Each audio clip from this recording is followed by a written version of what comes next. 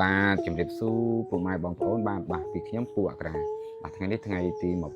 28ខែ2ឆ្នាំ2026បាទវីដេអូនេះសំដៅទៅលើការសិក្សាតម្លៃបាទផ្ញើជូនអតិថិជនផងដែរបាទតកតងទៅនឹងវីដេអូសិក្សាតម្លៃបាទការសិក្សាតម្លៃមិនមែនជារឿងងាយស្រួលប្រហែលទេបាទហើយក៏មិនមែនជារឿងពិបាកប្រហែលដែរបើយើងធ្លាប់សិក្សាពីវាបាទចំពោះអតិថិជនដែលមានតម្រូវការក្នុងការបាទសិក្សាតម្លៃជាក់ស្ដែងបាទបងប្អូនអាចឆាតកាន់រយៈ page មួយដកខ្មែរបាទក៏ដូចជា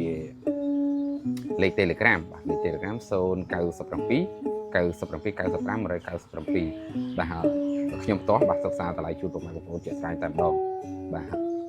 ការសិក្សាតម្លៃជាក់ស្ដែងវាខុសពីការសិក្សាតម្លៃបែបគុណ3តម្លៃ$300ក្នុង1ការ៉េ$350ឬក៏$400ឬក៏$500ក្នុង1ការ៉េបាទតែជារួមការគុណការ៉េយកក៏មិនចាត់ទុកជាកំហុសដែរបាទវាជាតម្លៃបឋមបាទដែលយើង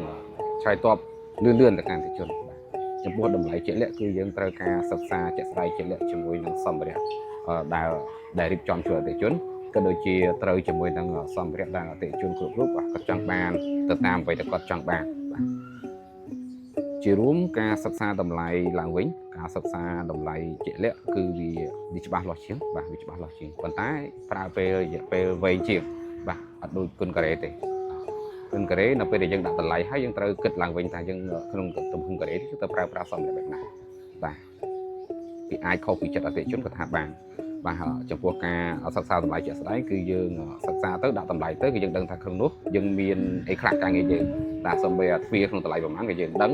បាទសំបីតែទំហំធ្នឹមរបស់យើងដាក់ទំហំប៉ុណ្ណាក៏យើងដឹងបាទក្នុងធ្នឹមមួយក្នុងកសមួយយើងប្រើដែរប្រមាណសរសៃក៏យើងដឹងបាទហ្នឹងការសិក្សាតម្លៃជាក់ស្ដែងគឺវាអញ្ចឹងតែវាប្រើពេលវែងបាទចំពោះពុកម៉ែបងប្អូនដែលមានតម្រូវការក្នុងការសិក្សាតម្លៃបាទដើម្បីមុនសម្រាប់ចិត្តសង្សំទៀតបាទអាចឆាតមកកាន់ page មកដល់ខ្មែរបាទក៏ដូចជាលេខ Telegram ដែលខ្ញុំជម្រាបជូននៅខាងលើបាទការសិក្សាតម្លៃជាមួយខ្ញុំបាទផ្ទាល់បាទអត់គិតសេវាកម្មទេបាទអត់យកលុយយកកាច់ទេបាទកន្លងមកច្រើនឆ្នាំនេះគឺដូចគ្នាគឺខ្ញុំអត់តែបានទទួលចំណូលពីការសិក្សាតម្លៃទេបាទហើយចំពោះការសិក្សាតម្លៃនេះទៀតបាទ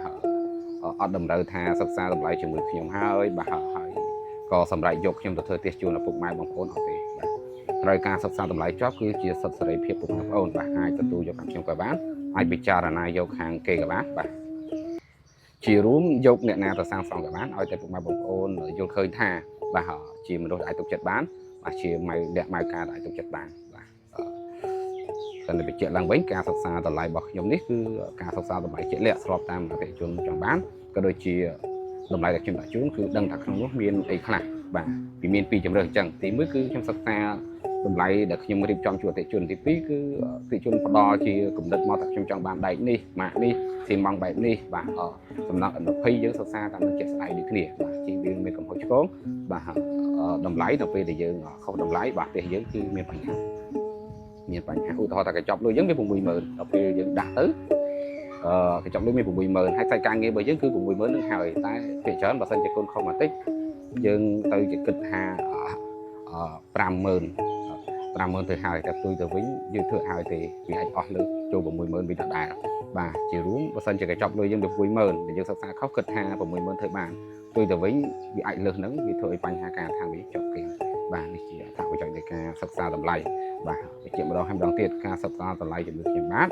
បាទពូអក្រាបាទអត់តម្រូវថា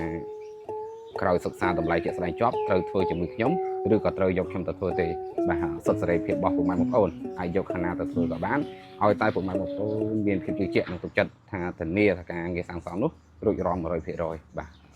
មានតែប៉ុណ្្នឹងពីខ្ញុំពូអក្រាបាទសូមអរគុណ